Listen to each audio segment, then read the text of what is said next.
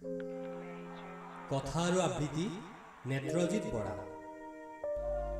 হেৰ' শুনিছনে তই বাৰু আজি কিয় নমতা হলি? তোৰ সেই জাতীয়তাবাদী কণ্ঠটো বাৰু আজি ক'ত হেৰাই গ'ল? তোলৈকে আশাৰে চাই আছিল, কিজানিবা কিবা এটা হয়ে। আজিচোন সকলোবোৰ এটা এটা কৰি হেৰাই যাব ধৰিছে।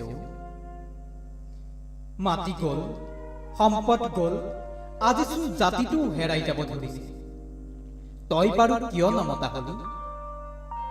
সঁচাকৈ কচোন, তোক বাৰু কোনোবাই বাধ্য কৰাইছে নেকি? হেৰ' শুনিছনে, জাতিটোচোন ইতিহাস হবলৈ গৈ আছে। বুৰঞ্জীৰ পৃষ্ঠাত লিপিবদ্ধ হব নেকি বাৰু আমাৰ তেজবোৰ? চাচোন, আমাৰ তেজবোৰ চোন কোনোবাই কাঢ়ি নিব ধৰিছে। আমাৰ তেজেৰে গঢ়া সম্পদবোৰ এতিয়াও দেখোন বেলেগৰ হাততেই আছে। আৰু বাকী থকা সেই সাতাম পুৰুষীয়া সমাধিবোৰো হেনো কোনোবাই এতিয়া লৈ যাব বিচাৰিছে। তই বাৰু নমতা হলি কিয়? এইবোৰ দেখি জানো তই শান্তিত শুব পাৰিছ?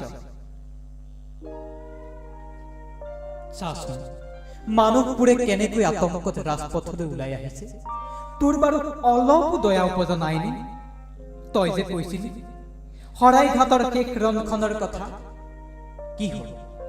লাচিত হৈও যে তই আঁতৰি গলি। আমিবোৰ বাৰু হেৰাই যাম নেকি? আমিবোৰেই যদি নাথাকো, তহঁতবোৰে কাক লৈ থাকিবি? জাতিটো গলে দেখোন তোৰ বংশবোৰো নোহোৱা হৈ যাব। এবাৰ ভাবি চা, তেতিয়া বাৰু শান্তিত থাকিব পাৰিবি জানো? শেষ আশাটোলৈ পাৰ যদি তই এতিয়াও কিবা এটা কৰ, নহলেচোন সকলো হেৰাই যাব ধৰিছে। হেৰ' শুনিছনে তই?